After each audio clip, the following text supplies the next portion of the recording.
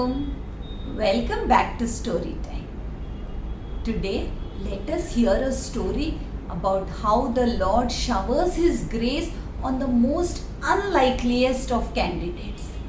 And this is the story of Lord Krishna bestowing His grace on the hunchback Kubja. Now, this was the time when Lord Krishna had been called to Mathura. Kamsa had sent out an invitation for there was supposed to be a wrestling duel, and Akrura had gone to bring Krishna and along with him Balarama and all the other Gwalas who had decided to accompany him. Now, as they entered the city of Mathura, Krishna requested Akrura to allow them to descend. He wanted to walk about in the bylanes of the city and get used to this new place. And as Akrura obliged, Krishna, Balarama and all his friends all started wandering in the streets. Everybody started staring at them. Such divine faces with that aura around them, they could just not hold themselves back and kept staring.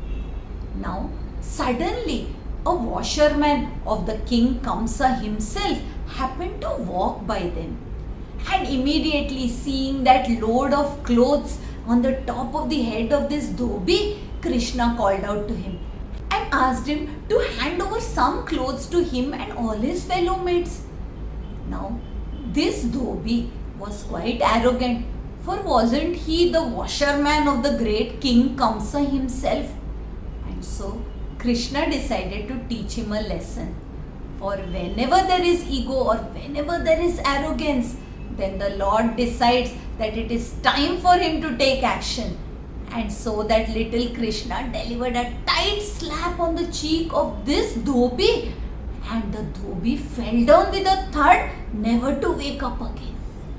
Such was the strength of that lad Krishna, and this news spread across the city like wildfire. As for Krishna and the other boys, they immediately started wearing these royal clothes in whatever manner they could.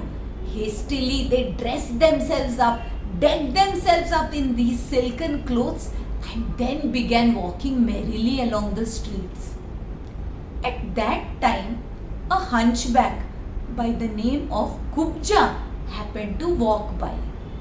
It was her duty to deliver sandalwood paste, fragrant oils, all for the service of the king Kamsa himself. And now this Kubja, who though blessed with an appealing face, was bent at 3 points in her body and was also known as Trivakra. People would make fun of her whenever she walked by. However, Krishna decided to bestow his grace on her, and so he called out to her and he asked her to offer some fragrant oils for himself.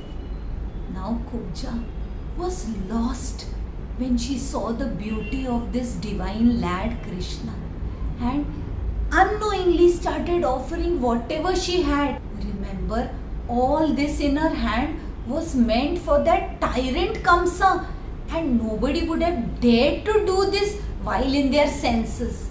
However, Kubja was totally captivated, and she held out the sandalwood paste and the fragrant oils and began looking at Krishna most endearingly. While Krishna took this from her hand and suddenly decided to play a leela, and pressing her feet with his toes, he put out his 3 fingers, held them under her chin, and then suddenly straightened her up. Magically, the hunchback now stood straight in front of her. In fact, Lord Krishna addressed her as Sundari much before she stood up tall. And now, this Sundari, this Kubja, who was now relieved from her physical deformity, just clasped her hands in front of Krishna and asked him to bless her with his company. However, Krishna smiled at her.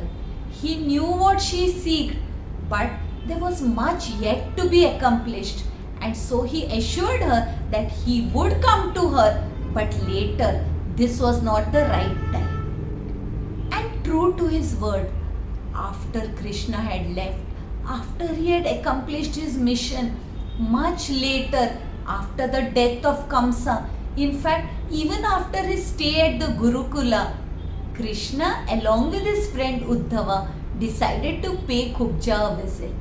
And there he blessed her with his company.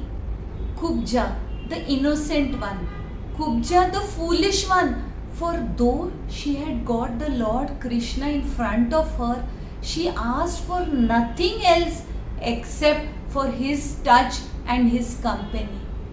She could have asked for undying devotion. She could have asked for supreme knowledge from the Lord Supreme Himself. But because her intellect was limited, because she was not so evolved, she asked only for the sparsha and the darshan of the Lord. This was because she herself was none other than Shurpanaka in her previous birth.